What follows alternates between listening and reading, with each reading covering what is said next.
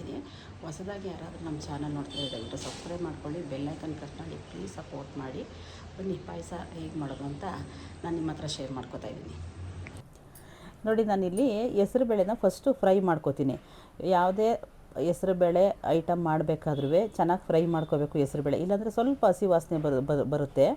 ಅದಕ್ಕೆ ಚೆನ್ನಾಗಿ ಫ್ರೈ ಮಾಡ್ಕೋಬೇಕು ಹೆಸರು ಬೇಳೆನ. ನಾನಿಲ್ಲಿ ಒಂದು ಅರ್ಧ ಗ್ಲಾಸಷ್ಟು ಹೆಸರು ಬೇಳೆ ತೊಗೊಂಡಿದ್ದೀನಿ. ನಾನು ಒಂದು 4 ಜನಕ್ಕೆ ಆಗುವಷ್ಟು ಮಾಡ್ತಾಯಿರೋದು. ನೋಡಿ, ಈ ಕಪ್ಪಲ್ಲಿ ಒಂದು ಅರ್ಧ ಗ್ಲಾಸ್ ತೊಗೊಂಡಿದ್ದೀನಿ.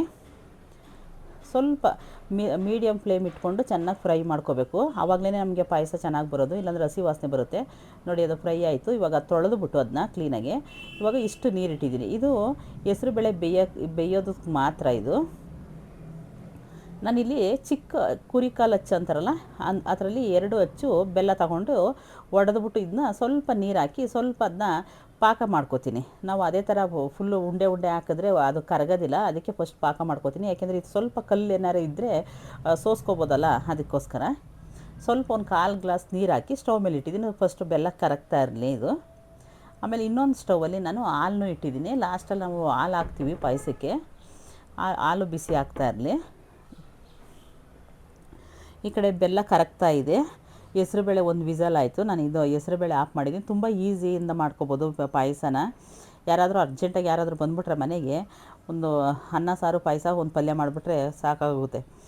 ಅದಕ್ಕೆ ಇವಾಗ ನಾನು ಇದಕ್ಕೆ ಒಂದು 1/4 ಭಾಗದಷ್ಟು ತೆಂಗಿನಕಾಯಿ, ಆಮೇಲೆ ಏಲಕ್ಕಿ ಕಾಯಿ, ನೋಡಿ ಒಂದು 7ರಿಂದ 8 ಏಲಕ್ಕಿ ಕಾಯಿ, ಅದೇ ಚಿಕ್ಕದಾಗಿತ್ತು. ಅದಕ್ಕೆ ನಾನು ಸ್ವಲ್ಪ ಎಕ್ಸ್ಟ್ರಾ ಹಾಕ್ಕೊಂಡಿದ್ದೀನಿ. ಅದಕ್ಕೆ ಹೆಚ್ಚಿಬಿಟ್ಟು ಬರೀ ಏಲಕ್ಕಿ ಇದು ಮಾತ್ರ ಇದು ತೊಗೊಂಡಿದ್ದೀನಿ ಒಳಗಡೆ ಇರೋದನ್ನು.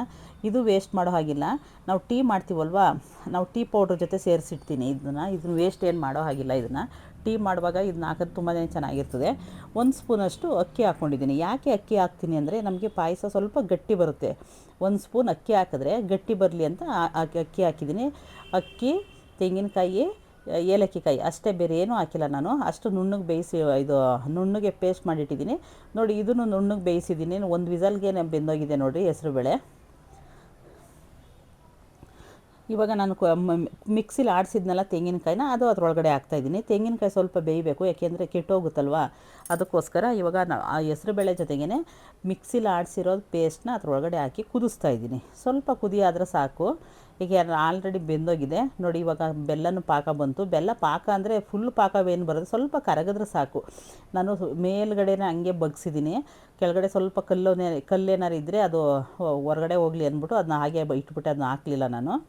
ನೋಡಿ, ಇವಾಗ ನಾನು ಬೆಲ್ಲ ಹಾಕಿದ್ನಲ್ಲ, ಇವಾಗ ನಾವು ಟೇಸ್ಟ್ ಮಾಡಬೇಕು ಅದು ಕರೆಕ್ಟಾಗಿ ಇದೆಯಾ ಇಲ್ವಾ ಅಂತ. ಅದಕ್ಕೆ ಏನು ಮಾಡ್ತೀನಿ, ಸ್ವಲ್ಪ ಒಂದು 1/4 ಸ್ಪೂನ್ ಉಪ್ಪು ಹಾಕಬೇಕು. ಯಾಕೆ ಅಂದರೆ ನಾವು ಯಾವುದೇ ಸ್ವೀಟ್ ಮಾಡಿದ್ರೂ ಒಂದು 1/4 ಸ್ಪೂನ್ ಉಪ್ಪು ಹಾಕಿದ್ರೆ ಟೇಸ್ಟ್ ಚೆನ್ನಾಗಿರ್ತದೆ.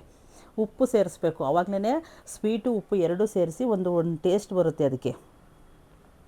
ಬರೀ ಸಿಹಿ ಹಾಕಬೇಡಿ. ಹಾಕ್ಬೇಕಾದ್ರೆ ಸಿಹಿ ಹಾಕ್ಬೇಕಾದ್ರೆ ಸ್ವಲ್ಪ ಉಪ್ಪು ಹಾಕಿ, ತುಂಬ ಚೆನ್ನಾಗಿರ್ತದೆ. ನೋಡಿ, ಅದು ಕರಗ್ತು, ಪಾಯಸ ರೆಡಿ ಆಯಿತು. ಇವಾಗ ಇದಕ್ಕೆ ಕೆಳಗಡೆ ಇಳಿಸ್ಬಿಟ್ಟು ಆಲ್ರೆಡಿ ನಾನು ಹಾಲು ಕಾಯಿಸಿದೆ. ಅದನ್ನು ಇವಾಗ ಗಟ್ಟಿ ಇತ್ತಲ್ಲ, ಎಷ್ಟು ತೆಳು ಬೇಕು ನಮಗೆ ಅಷ್ಟು ಹಾಲನ್ನ ಮಿಕ್ಸ್ ಮಾಡ್ಕೊಳ್ಳೋದು. ನೋಡಿ, ಇಷ್ಟೇ, ತುಂಬ ಸಿಂಪಲಾಗಿ ಮಾಡ್ಕೊಬೋದು. ನೀವು ಒಂದು ಸಲ ಮನೇಲಿ ಮಾಡಿ ನೋಡಿರಿ. ಯಾವ ಥರ ಬಂತು ಅಂತ ಕಮೆಂಟ್ ಬಾಕ್ಸಲ್ಲಿ ಕಮೆಂಟ್ ಮಾಡಿ ತಿಳಿಸಿ. ನೋಡಿ, ಇಷ್ಟು ಇದಾದರೆ ಸಾಕು. ಯಾಕೆಂದರೆ ಇದು ಸ್ವಲ್ಪ ತಣ್ಣಗಾಯಿತು ಅಂದರೆ ಇದು ಗಟ್ಟಿ ಆಗುತ್ತೆ. ಅದಕ್ಕೆ ನಾನೇನು ಮಾಡಿದೆ, ಅದ್ರ ಮೇಲ್ಗಡೆ ಸ್ವಲ್ಪ ಸಕ್ಕರೆ ಸೇರಿಸಿದೆ. ಬೆಲ್ಲ, ಸಕ್ಕರೆ ಎರಡೂ ಸೇರಿಸಿದ್ರೆ ಟೇಸ್ಟು ಅಷ್ಟು ಅದ್ಭುತವಾಗಿರ್ತದೆ. ಬರೀ ಬೆಲ್ಲನೇ ಮಾಡಬೇಡ್ರಿ, ಬೆಲ್ಲ ಹಾಕಿದ್ಮೇಲೆ ಸ್ವಲ್ಪ ಸಕ್ಕರೆನೂ ಸೇರಿಸ್ರಿ, ತುಂಬಾ ಚೆನ್ನಾಗಿರ್ತದೆ. ಇವಾಗ ಅದಕ್ಕೆ ಒಗ್ಗರಣೆ ಮಾಡ್ತಾಯಿದ್ದೀನಿ. ಒಗ್ಗರಣೆ ಅಂದರೆ ಸ್ವಲ್ಪ ದ್ರಾಕ್ಷಿ ಗೋಡಂಬಿ ತುಪ್ಪದಲ್ಲಿ ಹುರಿದ್ಬಿಟ್ಟು ಹಾಕೋದು ಅಷ್ಟೇ. ಸ್ವಲ್ಪ ತುಪ್ಪ ಹಾಕ್ತೆ, ಒಂದು 3 ಸ್ಪೂನಷ್ಟು ತುಪ್ಪ ಹಾಕಿ ದ್ರಾಕ್ಷಿ ಗೋಡಂಬಿ ಎರಡನ್ನೂ ಚೆನ್ನಾಗಿ ಫ್ರೈ ಮಾಡ್ಕೊತಾಯಿದ್ದೀನಿ. ಸಿಮ್ಮಲ್ಲೇ ಮಾಡಬೇಕು, ಯಾಕೆ ಅಂದರೆ ಇದು ಕಪ್ಪಗಾಗೋಗುತ್ತೆ ಬೇಗ. ಸ್ವಲ್ಪ ಕಲರ್ ಚೇಂಜ್ ಆದಕ್ಕೆ ಇದ್ರೊಳಗಡೆ ಹಾಕಿದ್ದೀನಿ. ನೋಡಿ, ಇಷ್ಟೇ ಪಾಯಸ. ತುಂಬಾ ಚೆನ್ನಾಗಿತ್ತು. ನೀವು ಒಂದು ಸಲ ಟ್ರೈ ಮಾಡಿ ನೋಡಿ. ಹೊಸದಾಗಿ ನಮ್ಮ ಚಾನಲ್ ಯಾರಾದರೂ ನೋಡ್ತಾ ಇದ್ದರೆ ದಯವಿಟ್ಟು ಸಬ್ಸ್ಕ್ರೈಬ್ ಮಾಡ್ಕೊಳ್ಳಿ, ಬೆಲ್ಲೈಕನ್ ಪ್ರೆಸ್ ಮಾಡಿ, ಪ್ಲೀಸ್ ಸಪೋರ್ಟ್ ಮಾಡಿ.